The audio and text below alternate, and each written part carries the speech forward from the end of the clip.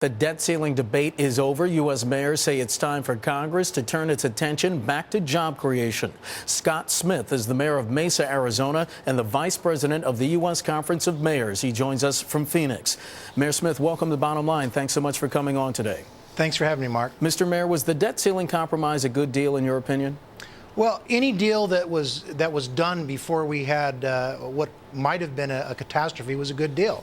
But I think it's just the beginning of the discussion, and I'm hoping that people don't see this as some great accomplishment. Seems like we've lowered the bar quite a bit to celebrate the fact that we avoided catastrophe. And so I think it's the beginning. I'm glad it happened, but waiting to see what the next step is. And you say it's the beginning of a discussion. You put out a statement last week saying that you agree with so-called revenue enhancements, but they must be the type that don't hurt the economy. What type of enhancements would do no harm? Well, I think cleaning up the tax code is the easiest way to go. I mean, it's been now, 25 years since we've had a rewrite of the tax code. It seems like in my practicing days as a CPA, every year my little tax guides would get thicker and thicker and thicker. And the tax code is a mess. I think if we went through and did the hard work of really looking at how we tax ourselves, look at the policies, how we implement our taxes, we can enhance revenues without really increasing taxes. Well, that's what Ronald Reagan did back in the 80s. And you're talking about specifically TEFRA, the Tax Equity and Fiscal Responsibility Act of '82. How did that change the landscape? Well, what it did, and actually it was in '86 and '87, and I was doing a lot of taxes at the time. I know that what it did is it changed the economics of many industries. Real estate, for example. It changed the economics of real estate. It made investment in real estate more economic driven rather than tax driven, and it eliminated many tax loopholes that did nothing but create tax havens for people and had no economic substance. It's a great example of what you can do to clean up the tax code and actually increase revenues. I know all of my clients paid more taxes, but I'll tell you, they invested a lot more carefully in real estate. Well, speaking of tax revenues, the Bush tax cuts, they've been the source of a lot of debate in Washington. If they're allowed to expire, wouldn't that bring in trillions of dollars in much needed tax revenue? You know, it could. It could also have an impact by pulling all that money out of the economy. Listen, I think tax increases are a lazy man's game. I think it's easy to increase taxes. It's tough to do the hard things like cutting spending in ways that create more efficiencies, in changing the way government does business, and reforming the tax code. Washington seems to want to constantly take the easy way out. But Mr. Mayor, if I might, you were mentioning President Reagan. His former budget director, Mr. Stockman, has told us, and he's told other media outlets, that there must be, as President Obama said, a balanced approach, that yes, spending must be cut, but tax revenues have to be increased.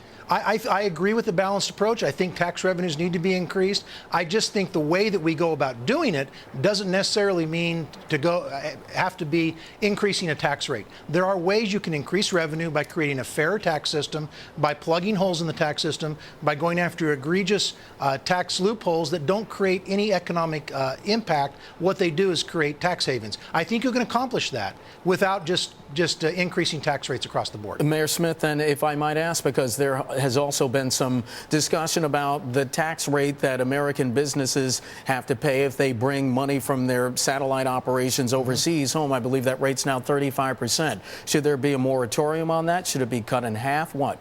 I think we need to look at the entire way that the federal government deals with the creation of capital.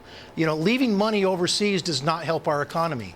I think the tax rates that we charge for repatriation of taxes has to be looked at.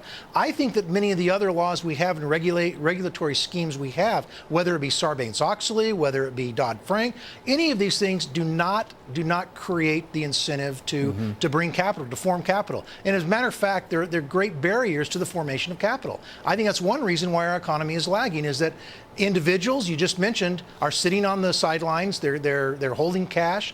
Companies are holding cash. Nobody's spending cash because our federal government, through their policies, tax and otherwise, have created these barriers, these disincentives to create capital. Mr. Mayor, my lead into you, I did mention that you and some of your colleagues, some of the other mayors around the country, say that now Congress needs to turn its attention toward job creation. Democratic Senator John Kerry of Massachusetts and Republican Senator Kay Bailey Hutchison of Texas, they proposed the creation of an infrastructure bank to put Americans back to work, rebuilding roads, bridges, schools, broadband lines, and the like. Is that something you could support?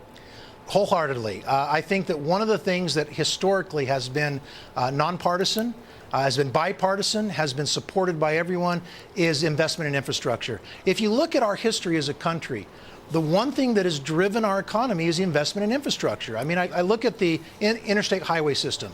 I don't think anyone can debate the fact that not only do interstates allow us to get from here to there easier, but it has been an incredible economic driver. An investment in infrastructure has both a long-term economic impact and with the side benefit of having creating short-term jobs. Well, Mr. Mayor, if that's in fact the case, then it's been since, I guess, the Eisenhower administration when we had a monumental push to connect the country by focusing clearly on interstate transportation. Why has that not happened since the 1950s? Well, a lot of things, because we did it back then. We were aggressive back in the 50s, 60s, and 70s. And for some reason, there's been this feeling that, well, we're done. Well, we're really not done. We really need to, number one, start fixing that which we built, and number two, expanding into new horizons. Right. If you look at the countries that are really progressing economically right now, the up-and-coming countries, what are they doing? They're investing in infrastructure. They've seen what made America great, and that was a great infrastructure. Right. Our infrastructure is lagging. Our investment in infrastructure needs to go forward. We, as a Conference of Mayors, have proposed America Fast Forward, which are ways we can help investment in infrastructure without increasing the deficit, right. Ways that the federal government can play a significant role to help local economies invest in infrastructure, build things that will create long-term economic benefits. This is what we need to focus on. My fear is that we are so overcome now, right. And so obsessed with the debt discussion, and now with cutting the federal government, which we need to do, but we're going to forget about the most important thing, and that is the fact we still have over 9% of Americans out of work. Right. Most of these Americans are in cities. This is where the economic activity happens, and we need to put America back to work. And Mayor Smith, I wanted to ask you in our final 30 seconds, because the unemployment rate in Mesa, just under 8%. You're on the front lines of this, seeing people who unfortunately have been having a hard time getting jobs. A lot of people are suffering in this country right now. Martin Feldstein of Harvard was on Bloomberg television earlier today. He said he sees a 50% chance of the U.S. sliding back into a recession. Is that a possibility? Could that happen? Well, I think that some of the things you were talking about shows it's a possibility. This is a consumer-driven economy. When people are sitting on cash, when companies are sitting on cash, when there's no cash going in the economy, there's no growth. There's no job growth. This is sort of one of those duh statements. The fact is, if people don't have confidence, if they're not going to spend money, they're not going to hire people. If consumers are not going to spend, we're not going to create jobs. There's no doubt that we can either prolong this recession or go back into another deep recession. We're very concerned with this in the cities. Scott Smith, the mayor of Mesa, Arizona, vice president, U.S. Conference of Mayors, joining us from Phoenix. Mr. Mayor, thanks for your time today. We appreciate it.